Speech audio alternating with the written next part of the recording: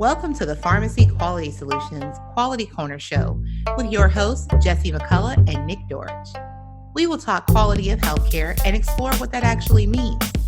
Let's dig into performance measurements, the Equip platform, and maybe de-stress and divert from the pharmacy conversation with occasional talk about nerdy passions and hobbies. Without further ado, here's Jesse and Nick. Hello, everyone, and welcome to the Pharmacy Quality Solutions podcast. I'm Jesse McCullough, and with me today I have Nick Dorich. Nick, how are you doing today, my friend? Ready for another day of active discussion. What are we talking about today, Jesse? One of the things that comes up whenever I'm traveling stores or when we're at events and we're talking with pharmacists, they all talk about how do they improve. And I thought it would be a good idea today to talk about the quality improvement process. How does that strike you? Is that something you think we can talk about today? It's one of my favorite topics, so that makes me very excited. And I think that we'll be able to provide some good context about the quality improvement process. It's not something that most of us are taught in pharmacy school. I think we all think about it and we all think that we do that, but whether or not that's actually part of our daily operations, that might be something a little bit different.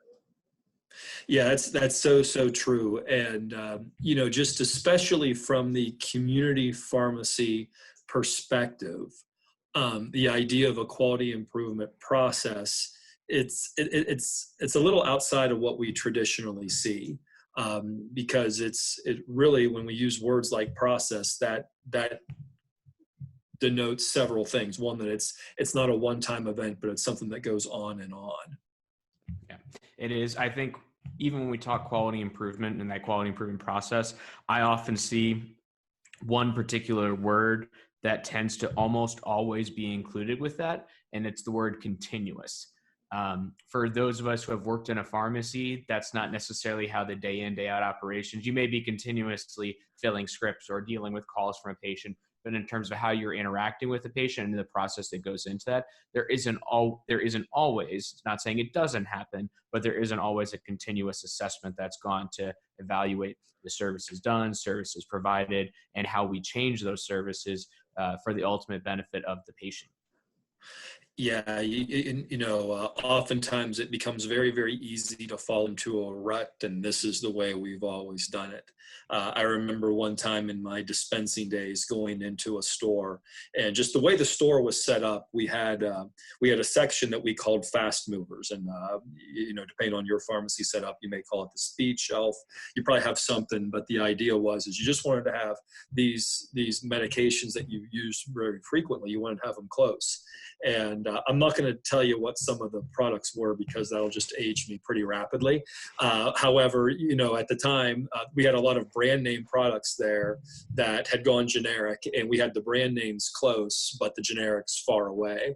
And something that I always looked to do was just to optimize that, right? Just to make it so that your process could be improved and you could be able to fill those prescriptions more rapidly. Now, obviously, that's an experience from probably pushing 20 years ago, so we won't go too much further into that.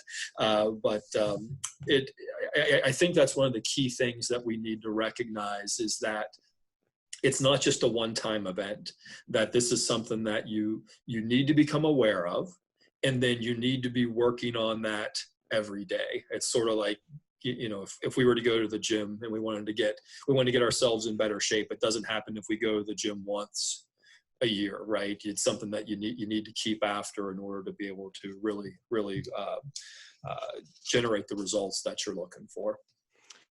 Yeah, so I think with that, Jesse, when I look at the quality improvement process or the continuous quality improvement process, I think there's some tenets that you tend to see looking at different healthcare organizations or different types of groups, institutions, and the items that they've noted that really start to become necessary to have a quality improvement process. So do you think it's worthwhile for us to go through some of those steps and help provide that context for our listeners? Absolutely. Take it away. All right. So I'm going to go through just some of the kind of key topics. And I think here we've got maybe five or six. And Jesse, you're going to help keep me on pace and on target for our 20-minute podcast here with these descriptive items. But there's a lot of places you can go as to learn about more information and resources about quality improvement process, be it AHRQ, the AAFP, which is the Academy for Family Physicians. So there's a lot of different areas where you can look and get more information about the quality improvement process. But there's some basic tenets that really go into what makes this effective. So I'm going to list them out here to start. And then Jesse, you can give us some feedback based on these items. But core elements that go into a quality improvement process. 1, establishing a culture of quality in your practice. 2, determining and prioritizing areas for improvement. 3, collecting and analyzing data. 4, communicating results. 5, a commitment to ongoing evaluation. And then 6, spreading your success. So with those 6 listings that we have there and going through for those items, for you as a pharmacist, for someone that's practiced in a community pharmacy, what items immediately ring a bell, maybe that get you particularly excited, maybe some give you a little bit of heartburn? What are your initial thoughts? Well, I'll tell you, Nick, I'm going to ask you first. Would you mind going through those 6 just one more time? We had, or just correct me. Number 1 was establishing a culture of improvement. Number 2 was determining the area where you want to improve. 3 was to collect and analyze your data. And 4, and just for the listeners out there, I'm taking notes with you. This is, as we talk about continuous quality improvement, I'm trying to continuously improve while we're doing this podcast. But Nick, what was number 4 again? Communicate your results. Communicate your results. And then 5 was commit to ongoing evaluation. And number 6 was to spread your success. And every one of those steps is so key. In the pharmacy, I would tell you this. I have done parts of all of these, and I would tell you just in my career, we've established ADA or AADE diabetes education sites. We've done some different things where CQI was very much an element of it. And it's one thing to get this game plan down, but it's another thing to keep doing it, right? And I think that really speaks to just the continuous nature of this. To me, and I've worked in a number of different pharmacies over my career, I think one of the things that I see most variable in pharmacies is actually what you see in step number 1, that establishing a culture. And I've worked in some pharmacies that have really, really good cultures, and I've worked in other pharmacies that have cultures that could be improved, right? And so when you look at that, I think that is a foundational piece to be able to position your pharmacy to improve. If you're out there saying, hey, I want our pharmacy to get better, but nobody else on the team thinks you need to get better or is aware or anything like that, that's really going to slow you down. So, I think that's a very much a foundational first step. Yeah, it's there's an old saying in the English language, right? That that doing things the way we've always done them, that's the most dangerous phrase in the English language, right? And when it comes to quality improvement, that's absolutely the truth. Everybody has to have, and I want to be clear in this part that it doesn't mean that every new idea is perfect or that it's foolproof, right? That's definitely not the indication that we want to be giving off as it goes to this type of question. But it is definitely an element where people need to have an open mind. Everyone does have room for improvement with what they're doing, how they're providing a service, and really people need to be engaging around that. That holds true for the pharmacist. That holds true for the technicians in your pharmacy. We can all do a little bit of a better job to taking that approach when we need to be learning together on those elements. Yeah, I wrote this little note down here, and this is just a turn of phrase that I use from time to time, but it goes like this: to get somewhere you've never been, you'll have to do some things you've never done, right? So, if you look at where you are in anything, if you want to get to a different place, then you're probably gonna have to change some of the things that you're doing. The things that you're doing right now, that's going to generate the results that you're currently getting. whether you're looking at your performance scores in the pharmacy, if you're looking at how you shoot free throws on the basketball court, how you do with your diet, whatever it is, as long as those things, you stay the same, you're going to have to make some different adjustments to get different results. So I think that's one thing, is that you do have to generate that culture, and you do need to be prepared to say, well, this may have been the way we've always done things, but I think there's some other things that we can do to change that. And obviously the intent is for a positive impact, and that may not happen with everything you try.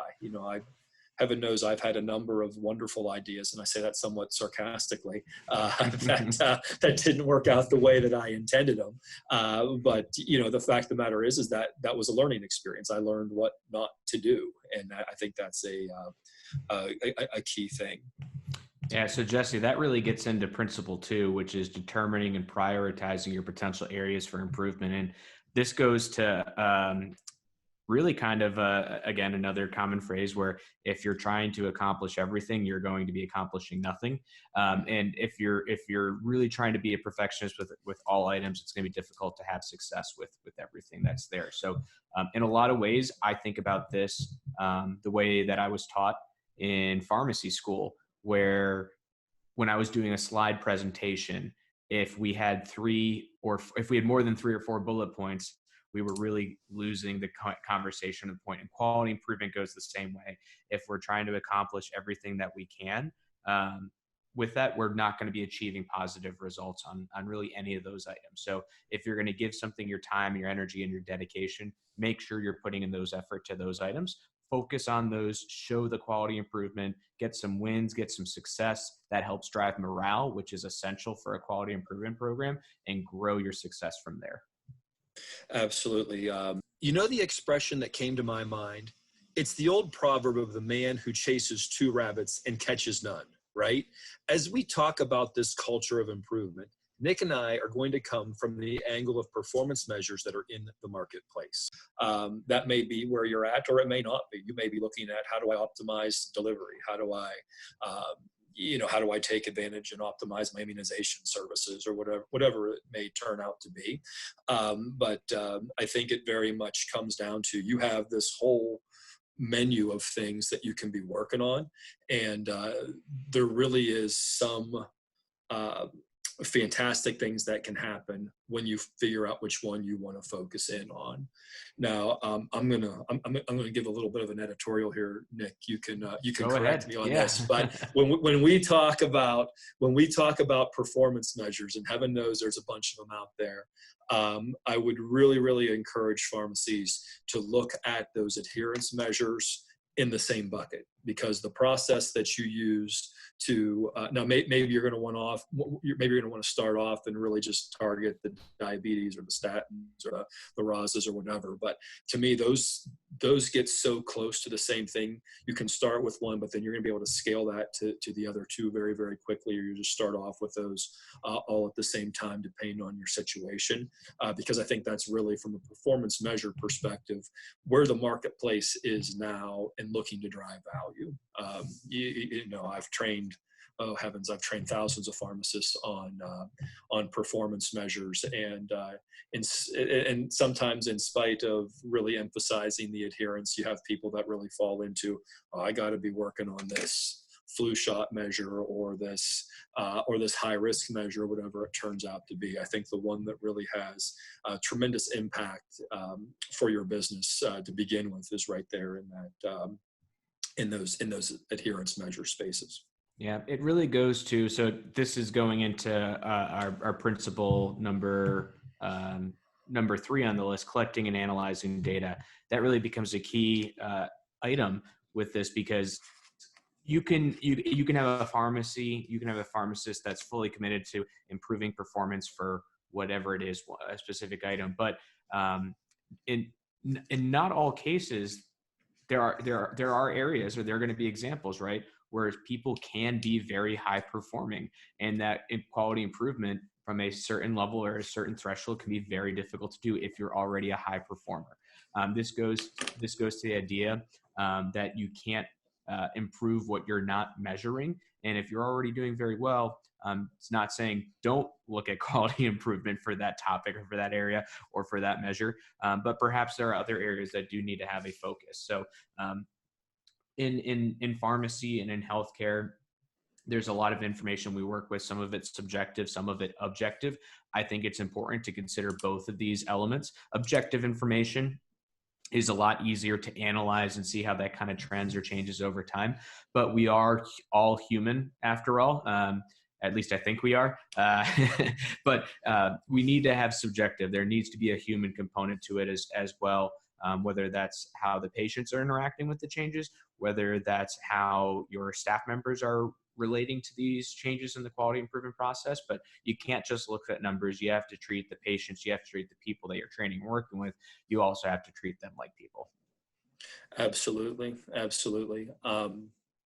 As we move into these steps 3 and 4 here, Nick, collecting the data and then communicating the results, again, it comes down to what you're looking at. But I think that with the Equip platform, you have something that becomes very objective to view your results in the marketplace. Now that's assuming, of course, that you're looking at some of these performance measures, but you would also have whatever intervention that you're applying to that, right? But that's going to get you to the ultimate result that you're wanting to impact. Yeah, that's exactly the idea. As it relates to Equip, how that's used by pharmacists, that is an objective tool that goes to the quality improvement process. That goes to how you track performance scores over time. And I think we're going to have another podcast in this series down the road that specifically gets into how you're tracking, how you're looking at those results, and how you see that information changing, because that is 100% a necessary part. When you're hands-on working with patients day in, day out, you don't necessarily think about that component of it, but you need to be tracking how that performance changes and how you're looking at training your staff for those elements. Absolutely. Absolutely. So step number 5 was commit to ongoing evaluation. What thoughts do you have around that step, Nick? It really needs to be a continuous process. And this one really speaks to that element. The easy conversation or a point of reference that I can think of is when talking with pharmacies about how they're doing quality improvement. They may say from time to time throughout the year, they are focusing on improving adherence, or they are focusing on some other elements, but then they may go away from focusing on adherence for 2 or 3 months. And when they go away from doing that adherence, they're losing those touch points, those adherence conversations with the patient. And so where this can become troublesome is if that patient had a focus that you helped them reach on why they should be adherent, but then you stop having those conversations for 2 or 3 months, what's the patient going to be thinking about that adherence conversation? It's not fresh in their mind. It's not consistent. So they're probably not going to be remembering it either. So if you as the practitioner are not consistent with it, the patients are probably not going to be consistent with their behavior either in that regard. Yeah, I may have a slightly more cynical perspective on that. I think it's important to consider this from the patient's perspective, because that's ultimately where you're wanting to impact, right? You're wanting to provide the best possible care to these patients. And if you go talking to them about a particular topic, whatever that is, be it adherence, be it on vaccination. And I think you and I worked on a project years ago about this, where we were looking at patients who were eligible for an immunization. Mm-hmm. And we would have pharmacists would be reaching out, would be talking to the patient. Well, then when the patient comes in, I would bet, and I think I'm making this a bit of a tradition on this podcast, and it sort of scares me a little bit, but because I'm not a betting man, but I'm going to use the expression, if I bet a nickel, if I bet a nickel that, when the patient walks back in the store, that they think, oh yeah, last time I talked with the pharmacist, they were talking to me about whatever vaccine. And I wonder if they're going to say anything to me about it today, because they may be thinking, I can't wait, or I would rather not get stabbed with a needle today, right? And to that end, when that conversation doesn't continue, that's, sometimes what you don't say is just as important as what you do say. right? So if we had these conversations with a patient, and then when the patient presents in the store to the location where that care can be provided, and then that conversation isn't continued, that sends to me, I think that sends a very strong and powerful message. And it may not be the right message, right, about what's best for their care. So it's, I'll go back to it. We look at this as a process, and that's a little bit different than what we see in the community setting. A lot of stuff in the community setting, while you have processes, a lot of it is event, right? The event is a prescription presents, you fill it correctly, the patient's on their way, in whatever that timeline looks like. But with this, we're talking about that process, but how do we get better at it and do those little things that can make a big difference? Yeah, and this goes to the last point for the principles in terms of spreading your success. If you're not doing something consistently and it's working, why wouldn't you be doing it on a regular routine basis, right? Mm-hmm. If something's going well, you probably want to keep doing that service. Whereas if you're doing a lot of different little things and you're kind of all over the place, your focus is diverted, and you need to have a good approach for these items. So I know that for this topic, it can be a little bit this one can be a little bit troubling for folks, because there are a lot of things to do in a pharmacy, right? I think we all recognize and acknowledge that, but it does go into how you have a process for managing the patient care and how you're doing the follow-up, because how it turns out how you may do an interaction with patient Joe might be a good approach to working with patient Mike or patient Joan or patient Debbie, right?